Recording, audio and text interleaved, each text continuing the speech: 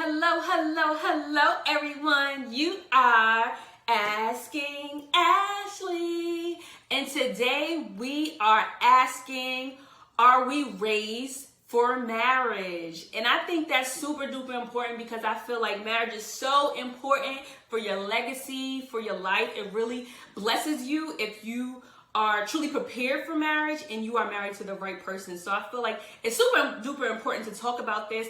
And this really came to mind because a couple weeks ago, I was not feeling my husband, y'all. We weren't we had an argument and after the argument, you know how you come to a resolution, we didn't figure it out that moment, and I was just not feeling him.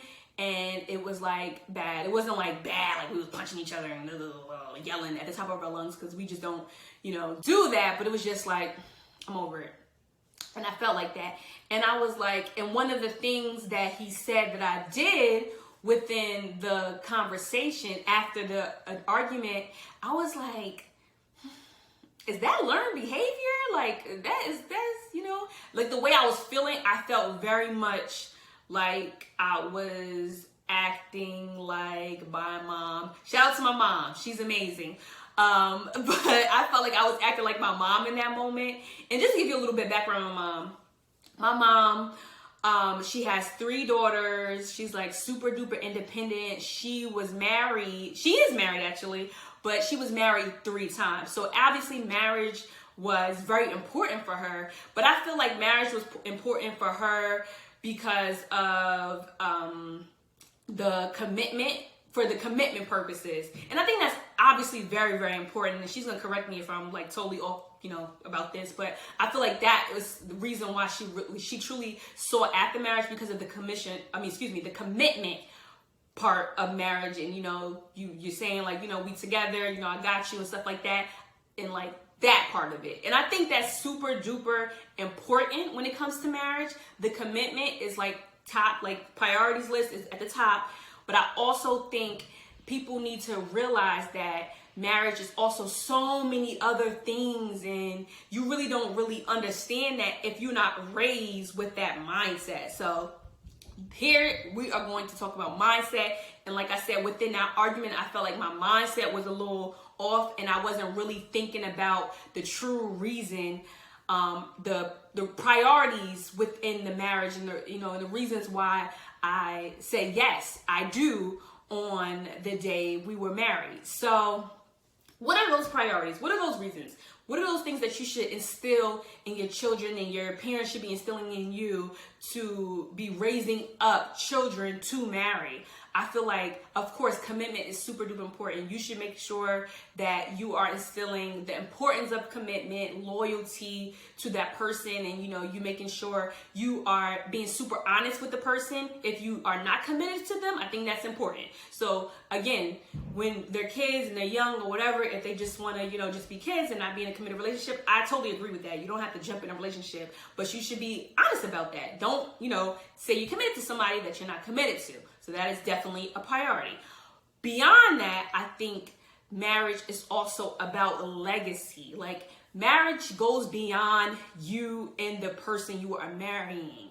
That legacy, that generational legacy, your children, your children's children, to know that grandma and grandpa were together and they had a strong foundation, that just makes a huge difference. And statistically, again, I ain't researched this, so don't fact check me because I don't know, but I'm assuming statistically, I'm not gonna give a hard number. So more times than not, married parents tend to have children more so than not that are married versus vice versa. You know what I mean? So it is super important to have that legacy for that. Like you want to keep that legacy, that strong foundational family. Like, we have children, that you're my children. We don't have like stepchildren, half children, even though, like I said, I was not raised with half sister. I didn't know what that meant when I was a kid. Like I learned that like it's a teenager because another race told me like, oh, that's your half sister. I'm like, half sister. But anyway, you don't have to have any of those different siblings outside that you're not necessarily raised with.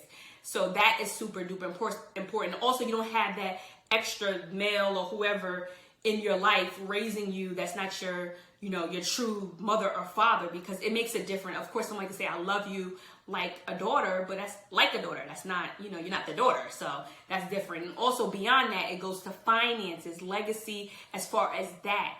When you're able to have one household, just the numbers, one household that you're taking care of and you're providing for, you're going to have more money to give to the next generation. If you have a baby mama over here, and then you have another baby mama over here, and then you have a wife over here, and you're trying to provide for child support, baby mama, extracurricular, health care, you got to go half on the whatever. It's just going to be less for everyone. But if you have one household you have to prepare for, you have to provide for, then there is going to be more money to give to the next generations. That's just basic math here. If you just are adding, both of you are adding to one pot instead of having different pots here, there, everywhere, like compounded interest, basic math, it's going to grow faster than if you have like 5 different pots you got to pour into. So that is that. And also just from just time perspective, like you're just able to be there for a child much better, you know, just closer when you are in the household with that child, and you have a stable marriage that says like, we're together, everything's together, we're in this one household, it's ours, and that's it. It just kind of gives you an extra pull to that person. So when you do get in arguments and you're not feeling that person, you're like, you know what?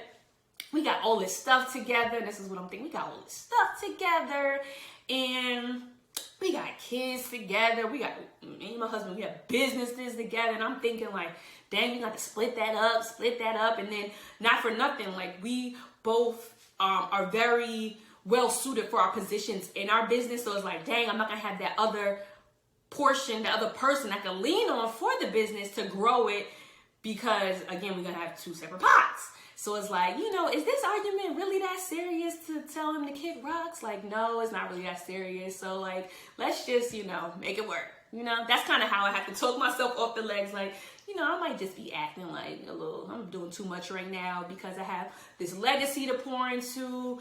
You know, I had this commitment, you know, we got married. And then my last point is the religious or spiritual portion of it. It's like, it's not only a commitment to the person, you are committing to God. So that's a whole different other thing. And I say I'm not very religious. Like, I'm not like, law-based and stuff like that. It's more of a spiritual connection. I have a true relationship with God, and I believe that he like loves me. He wants the best for me. And when I make a promise to God and I believed in him to give me this husband, I trust him. So I know he has the best things for me. And if you believe in someone and you trust someone to like have their best interest at heart for you, you know that, you know, if they gave you this person, it was for a reason. And right now you might not see it, but in the future you're gonna get to a place where like, okay, like now I get it. I knew you had my back. Like, you took the wheel, Jesus, and I ended up in the right place on the right path. And that's truly how I feel. Like, I feel like, you know, God kind of aligned things so me and my husband can meet. And it's like, if you like break that off, it's like, dang, like, you know, you don't trust God at this point. Like, it doesn't even make sense, because if you believed him in that time when you said yes, and you were like, you know, this was crazy how fate just kind of brought us together. And now you at a place where it's like, he get on my nerves, I need to go about my business. It's like, did you truly trust God to get you to a place where you're supposed to be, like your true purpose in life? And that's kind of where I'm at, and like how I'm just believing God in this season, in this moment. And I feel like even if you're not like religious, you just if you're spiritual and you just believe that like God has something good for you, and you are married or you're like wanting marriage, you just have to follow his path. So back to the question, are we raised for marriage? I think in my community, we are not, because we have been conditioned to be independent women. And I feel like that is amazing. Like, I see the things that the single moms that I know in my life do, and I'm like amazed, and I'm just like, wow, like I'm truly, like I just think they're amazing. Like I think they're amazing for what they do. However, I think that you really have to lean on a man, because a lot of the great, attributes you bring to the table, you still have a lot of flaws within that. It's still things that you're just not that good at. And, two come together and they make one, and you're stronger as one. And that's just, the truth of the matter. So we aren't necessarily raised for marriage, because a lot of the things that we've been indoctrinated to believe about men and believe about relationships, and think that we just got to do it on our own, and we need to be educated so we don't have to listen to a man, and we're so like jaded. And I think that I was really jaded in a lot of ways. And the way that I protected myself, it was like putting up a wall.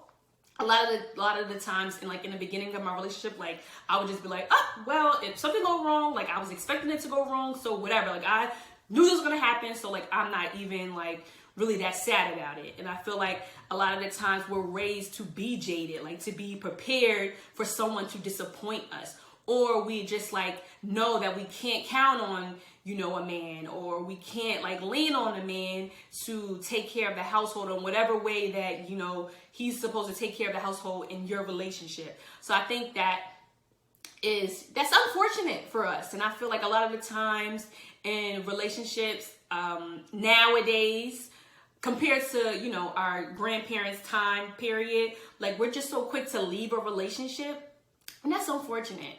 I feel like a lot of times we're too slow to get married, and we're too quick to leave like a relationship that can be mended and can be transformed by God. And I think that's truly unfortunate. And again, that might not be, I'm not speaking about everyone's situation. Some people, again, you might be in a relationship for too long. I don't believe in being with someone for years and years and years and years and not being married. I just feel like that's a waste of both of you guys' time. If we were meant to get married, we need to be married like to the 2-year mark, or be engaged something. If not, it's like I just feel like, do we really need to get married? Like that's kind of how you start feeling like, do we really need to get married? You've been together for 10 plus years. Like, does it even make any sense? And then it's kind of like devaluing marriage, because it's like we've been together this long time, and I feel like a lot of the times we're raised to think like that.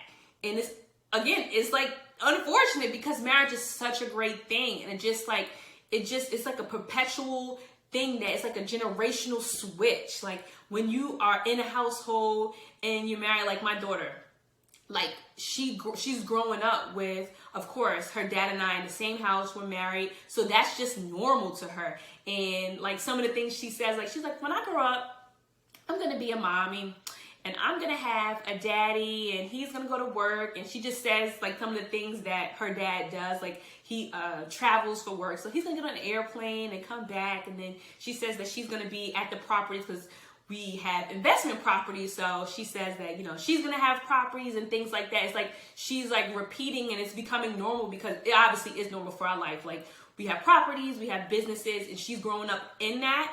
And I feel like when you grow up in that, and you just you get poured into, encouraged, you are just gonna be pushed into that path naturally, instead of telling the kid you should do this and you should do that. And it's kind of like you like, do what I say, not as I do type of thing.